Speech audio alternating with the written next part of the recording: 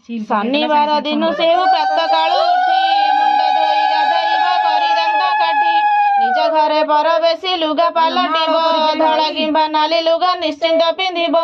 ଅଗଣାରେ କିମ୍ବା ଚାରିପଟ ଚଉରାରେ ଲାଲି ମାଟି ନେଇ ଆଗ ଲିପିବ ସ୍ୱତରେ ଲିପି ସାରି ଝୋଟି ଦେବ ଚଉରା ଆଗରେ ମଣ୍ଡଳ କାଟିବ ମନେ ରଖି ନିରନ୍ତରେ କୁମ୍ଭାର ଘରକୁ ଯାଇ ଆଣିବ କଳସୀକୁ ଧୋଇ ପାଣି ଭରିବ ଝଟତି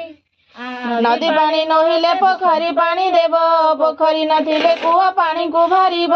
କଳସୀ ଉପରେ ଆମ୍ବ ଡାଳ ଏକ ଥୋଇ ତା ଉପରେ ଗୋଟିଏ ଗରୁଆ ଦେବ ଧୋଇ ବଟା ହଳଦୀ ମେଞ୍ଚାଏ ଚଉରା ଉପରେ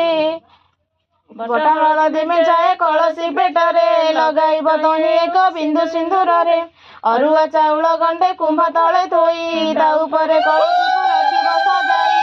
ନାଲି ରଙ୍ଗ ଥିବା ଚୁଡ଼ି ଦୁଇ ପଟ ଆଣି କୁମ୍ଭାର ଆଗେ ଥୋଇବ ଧୋଇ ଦେଇ ପାଣି ନାଲି ରଙ୍ଗ ବସନ ଘରେ ଯେବେ ଥିବ ନାଲି ରଙ୍ଗ ଲୁଗା ପରେ ଚୁଡ଼ିକି ଧୋଇବ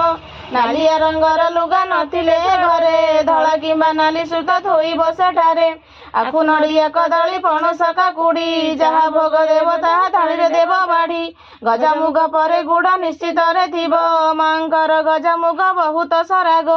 ଆଉ ଯାହା ଭୋଗ ମନ ହେଉ କି ନ ହେଉ ଗଜାମୁଗ ପରେ ଗୁଡ଼ ପଡ଼ିଥାଉ।